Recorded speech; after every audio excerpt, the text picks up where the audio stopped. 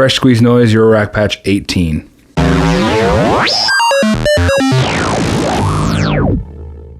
Usual setup here, I have the ABCs going to the output mixer, circadian rhythms going to Tempe's clock. First, I'm going to take one of the Tempe outs and go into the clock in of the microsequence by Pittsburgh.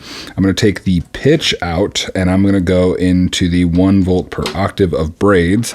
I'm going to take the output of that and go into the error box from audio damage, and then I'm going to take the output of that and I'm going to go into this filter. Then I'm going to take the output of that and finally go to the output mixer. The next thing I'm going to do is I'm going to take a Tempe out and I'm going to go into the trigger 1 of peaks, but I'm going to switch this to envelope.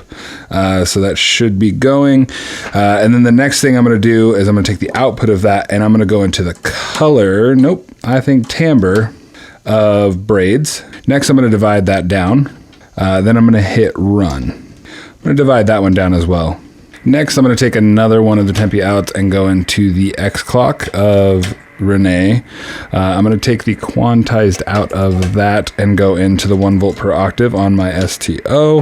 I'm going to take the output of the sub and go into the reverb from audio damage.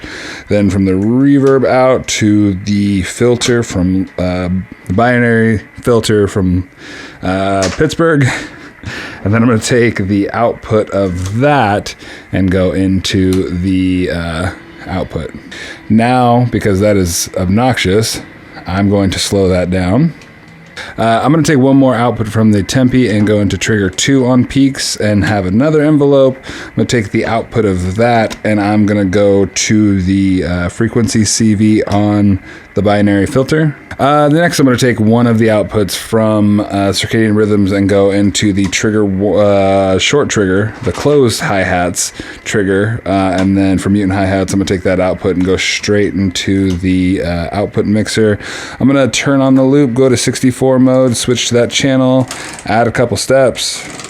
Next, I'm going to take another channel from circadian rhythms, go into the open hi-hat trigger, and then I'm going to take that output and see if I can reach. I can't reach. Then I'm going to take that output and go into the output mixer. Then I'll switch to that channel and add some steps. Now let's take the third output and we'll go into the trigger in of mutant snare. And then I'm going to take the output of that. I don't know why I always like doing this, but I'm going to go to the dub junior. And then I'm going to take the output of the dub junior and go into the mixer. And then we'll just add a couple steps to that. Now, to give it a little foundation, because this feels a little wonky, let's go from the circadian rhythms to the trigger in on the mutant bass drum, and then we'll just take the distorted straight out to the mixer. Then we'll switch over, add some steps. Next, I'm going to take the output from this LFO, and we're going to go into the exponential on this just to give it some weird movement. I'm going to take this square output, and we're going to take that to the color and see what happens. Oddly enough, it's somewhat in time. So next I'm going to take the one more of these Tempe outs and I'm going to go to the input of the Woggle Bug. Next I'm going to take the one of the outputs and then I'm going to run that into the input of Clouds. We'll bring this down a little bit. Then I'm going to take the output of Clouds and go straight to the mixer. I'm going to slow that down a little bit. I'm going to switch to the